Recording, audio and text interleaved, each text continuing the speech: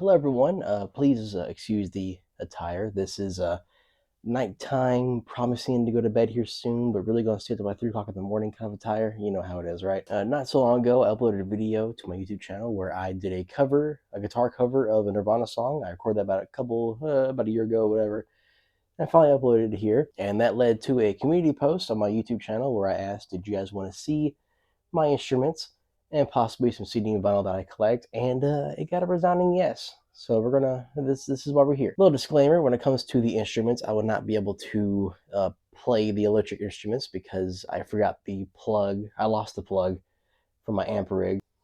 So yeah, let's start with the guitars, since this is where all this madness started to begin with. So first up, we have my very first electric guitar, which came from Sequoia. No, it didn't. It's a knockoff Chinese instrument.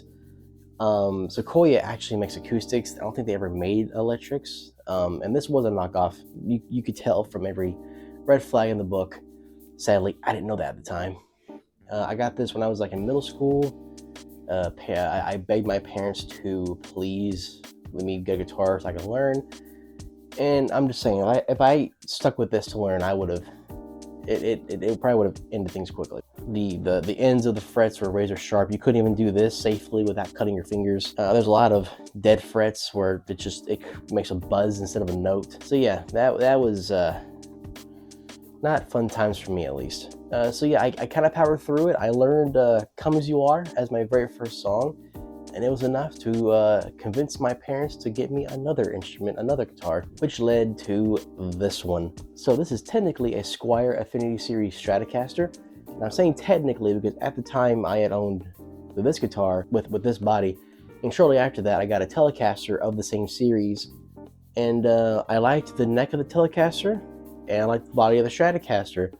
And so I swapped the two. There's a term for this kind of modification. There's a term for this style, but I don't know what it is. So yeah, I've had this thing ever since high school, and I still play it on the regular. It's pretty much stock, except for I've changed the knobs to these white ones that look pretty good in contrast. If you couldn't tell, I was a big fan of Billy Joe Armstrong from Green Day because his blue guitar was stickered up. And also Stanley Rivers Cuomo from Weezer, his blue Stratocaster was all stickered up. So yeah, the second guitar, still my favorite out of the entire collection, and definitely the most used. So on to the third guitar. This is my very first technically real guitar, considering when it comes to the phrase real, that's all up to your discretion, really. People describe real as how much money you spent on this thing. I had gotten so good at guitar that I convinced my parents to buy me this one. This is a Schecter Diamond Series Omen 6. Yeah, I was into some heavy metal, so I needed a guitar that really fit that. I still play this regularly, not as often as the other one, but definitely up there with my favorites. So anyway, up next we have the fourth guitar I ever owned, and this is a Grote semi-hollow body guitar. This is technically a no-name brand off Amazon that I got this from. It was like 140 bucks at the time, and you can tell it's a complete ripoff of the Gibson ES335. But I wanted a guitar just like that, but I didn't want to spend all that thousands of dollars to get one, so I got this. But generally, really good one. And on to the next one that I got. So this is not the very first acoustic I ever owned. The very first was actually a Fender FA100. This one is actually a Fender FA15. So yeah, I sold the other one and I got this instead. They're about the same price, except this one has a much smaller body to it. The only reason why I got a smaller guitar was this is a lot more portable. I can take it places better. It just sounds a lot brighter. It's closer to a parlor size guitar, if you know what that term is. But yeah, very out of tune, but very nice guitar. All right, so the next two coming up are kind of strange guitars here. So this is my Zinni guitar. There's no model name to it. It's one of these Chinese knockoffs. So originally I had bought this body as an Ashthorpe. That's the company that made the body, and then I had a spare guitar neck that was a Zinni, and I had to swap the two because the neck that came with the Ashthorpe body was terrible. So got that on there. This is during a time too when I got into guitar modifications a little more, where I started doing soldering and whatnot. So yeah, all the pickups here were completely done by myself. And yeah, I had planned on selling this thing, but nobody wanted it, so it's mine now. And the last guitar in the collection doesn't even have strings on it yet. This is the newest addition to the collection. I call this Scrap Trap because this was originally my friend Ian's guitar. And if you know who Ian is, head over to the Anti-Think Tank channel after this video is over with, but head over there. And he's the one with the long hair. So yeah, we had filmed a sketch for our comedy series called Laughing Stocks, where it was his idea, but it ended up with the guitar being kind of beaten up. Get over here. Andrew on site. What the fuck are you doing? I don't know. You good? Yeah, I'm alright. Damn guitar cut my ass. At the end of it, it was very, very beaten up. I'm talking almost destroyed. But I noticed though that the body was still pretty much intact. The neck needs some work on it, but I asked him, can I just take it home and fix it? And he had planned to just destroy this thing and just throw it away in the trash. So I decided to give this this beauty another chance at life, and I did pretty much the bare bones on this thing.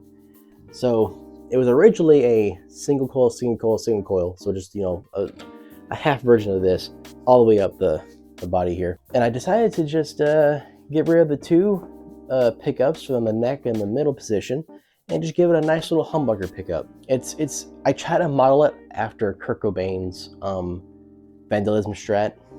If you didn't know already, I'm a huge Nirvana fan, and Kurt Cobain is up there as one of my guitar heroes. So I know it works because, you know, when you do this kind of soldering job, you plug the guitar into an amplifier and use a screwdriver on the pickup, and if it makes a noise, then it works.